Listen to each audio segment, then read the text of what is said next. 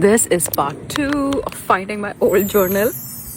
It is insane to me, okay? If you don't know what I'm talking about, I basically found my journal from 2017 and it is honestly freaking me out because reading this, it made me realize that my entire reality today was already written in this. And I have so much to share with you that I'm going to make this into a 3-part series. The first one is going to be about the identity work that I did in this. Second part is going to be about all the internal energetic work that I did that talked about confronting my patterns, recognizing my patterns. Why did I feel so mad at myself, ashamed at myself, and how did I rewire those? And the third thing is going to be, of course, what most people are curious about. What are the goals that I wrote in this? Okay. Now, first of all, it blows my mind to read that 80% of this journal is not filled with goals. That this is what I want. That's what I want. I have actually written in this the things that are rewiring my identity from the within. Because let me tell you, this version of me, she was filled with limiting beliefs. She had inferiority complex. She was drowning in alone. She was clueless in life, and I was miserable as hell. Okay, there, miserable. So I had no proof of outcome, of evidence of anything to be writing this. Okay, but the first thing that I see, what I've written is,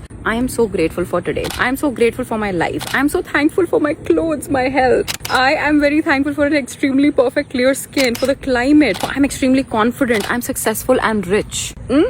I've written all of this back then without any proof, and this shows me that I was trying to feel the emotion of gratitude exactly where I was, no matter how miserable I was. Number one. Number two, I was obsessed with becoming the version of me that would then naturally attract all the goals that I wanted. Like, I have not written for the biggest part the goals and the things that I want. I've written that once, okay?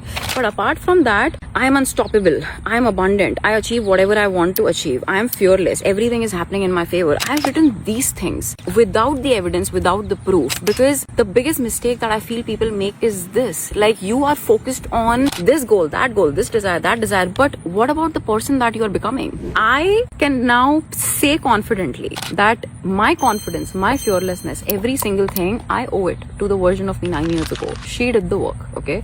And that's exactly why who I am today. When people ask me, where do you get your confidence from? Well, I need to thank her. She did this. And in part 2, I'm going to share with you all the patterns that I confronted and which were ugly. Okay, all the deep inner work that I was able to do even back then. It's mind blowing to me. I'm going to see you in part 2 of this.